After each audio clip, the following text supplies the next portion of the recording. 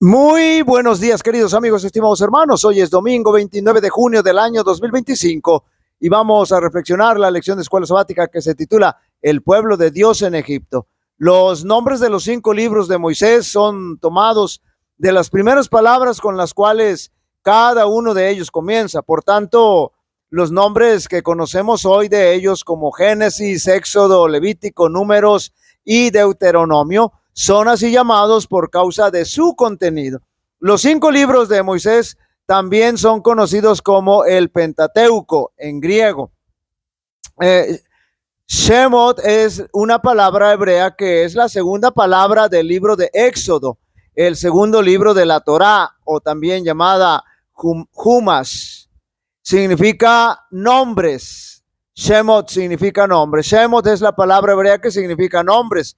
Es el título del segundo libro de la Torá, conocido en español como Éxodo. El libro de Shemot narra la historia de la esclavitud de los hijos de Israel en Egipto, el nacimiento y llamado de Moisés y la liberación de Egipto a través del Éxodo, que da nombre al libro en español. Éxodo capítulo 1, versos del 1 al 7. Estos son los nombres de los hijos de Israel que entraron en Egipto. Note bien la segunda palabra. Estos son los nombres de los hijos de Israel que entraron en Egipto con Jacob. Cada uno vino con su familia: Rubén, Simeón, Leví, Judá, Isaacar, Zabulón y Benjamín, Dan y Neftalí, Gad y Aser. Los descendientes de Jacob eran 70, pero José ya estaba en Egipto. José murió junto con todos sus hermanos y toda aquella generación. Pero los hijos de Israel fueron fructíferos, se multiplicaron y se hicieron muy poderosos, de modo que la tierra se llenó de ellos. Note bien. De acuerdo con Génesis, todas las personas que entraron en Jacob a Egipto fueron 70. Y los hijos, Génesis 46, 27, y los hijos de José que le nacieron en Egipto fueron 2. Todas las personas de la casa de Jacob que entraron en Egipto fueron 70, pero ya para ese momento de la historia del Éxodo, el pueblo se componía de alrededor de unos 600,000 hombres. Éxodo 12, 37.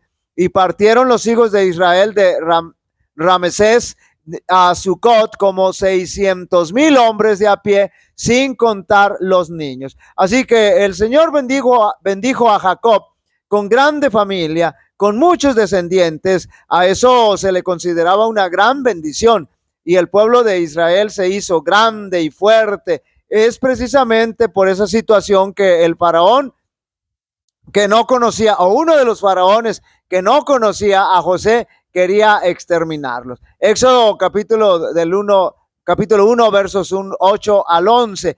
Entonces surgió un nuevo rey de Egipto que no conocía a José. Dijo a su pueblo: miren, el pueblo de los hijos de Israel es más numeroso y poderoso que nosotros. Vengan y tratémoslos con sabiduría, no sé que se multipliquen y en caso de guerra se unan a quienes nos odian, luchen contra nosotros y abandonen la tierra. Así que les pusieron capataces para que los sometieran a trabajos forzados y construyeron para el faraón ciudades de almacenamiento, Pitón y Ramsés.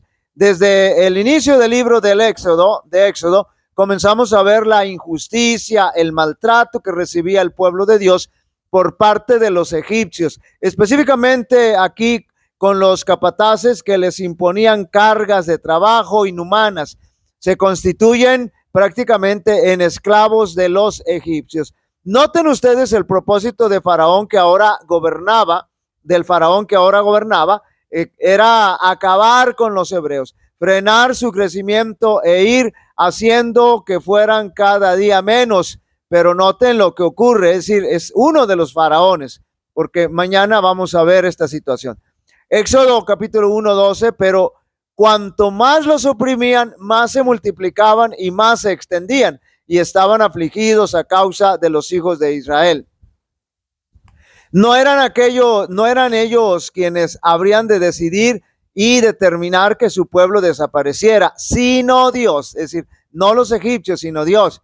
Dios mismo, no importa los esfuerzos que hayan hecho los egipcios, el pueblo no disminuyó, sino todo lo contrario, se hizo más grande. Y bajo este marco histórico tan deplorable, más adelante ya en ocasión de su liberación y con el despliegue del poder de Dios a través de las 10 plagas y la majestuosa intervención del Señor, al abrir el Mar Rojo para que su pueblo pasara y se liberara de los egipcios, los cuales quedaron sepultados en las aguas del mar, y ahí termina el mejor ejército de Egipto en ese tiempo. Y en el desierto el Señor les va a prodigar su presencia de manera más directa por medio del santuario.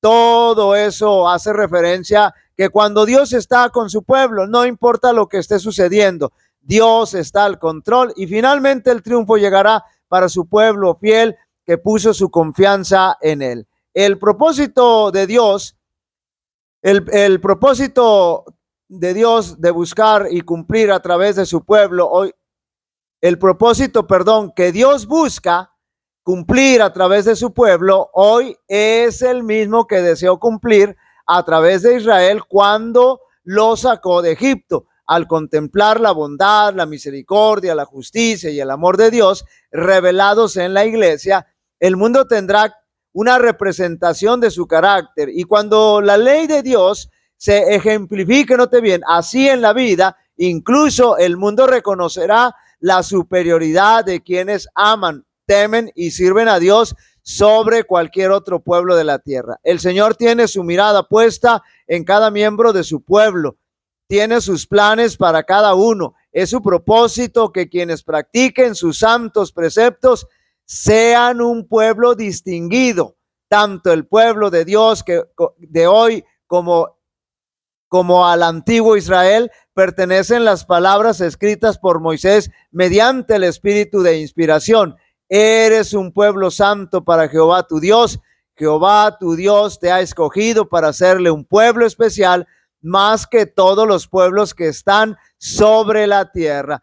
Los descendientes de Abraham, Jacob y su posteridad fueron llevados a Egipto para que en medio de esa nación grande y malvada revelaran, note bien, los principios del reino de Dios. La integridad de José y su admirable labor al preservar la vida de todo el pueblo egipcio fueron una representación de la vida de Cristo. Moisés y muchos otros fueron testigos de Dios. Al sacar a Israel de Egipto, el Señor manifestó una vez más su poder y su misericordia, sus maravillosas obras al liberarlos de la esclavitud, de su trato con ellos en sus viajes por el desierto, no fueron solo para su beneficio, debían ser una lección práctica para las naciones vecinas. El Señor se reveló como un Dios por encima de toda autoridad y grandeza humanas. Queridos amigos y hermanos, la experiencia del pueblo de Dios en Egipto después de la muerte de José fue bastante deplorable. Sin embargo, en medio de esa terrible prueba, el Señor les manifestó su presencia, su bendición y su auxilio. Y finalmente les prodigó una liberación llena de poder y majestad. De igual manera, ahora nosotros nos ha tocado enfrentar este mundo lleno de pecado y miseria, donde vivimos siempre ante el acecho del enemigo, pero el Señor nos ha prodigado su bendición y su liberación, y en algún momento no cruzaremos un mar, sino circundaremos los cielos para llegar con nuestro Padre Celestial. Jehová te bendiga y te guarde. Jehová haga resplandecer su rostro sobre ti y tenga de ti misericordia. Jehová alce sobre ti su rostro y te dé paz. Y pondrán mi nombre sobre los israelitas y yo los bendeciré. Dios bendiga a cada uno de vosotros.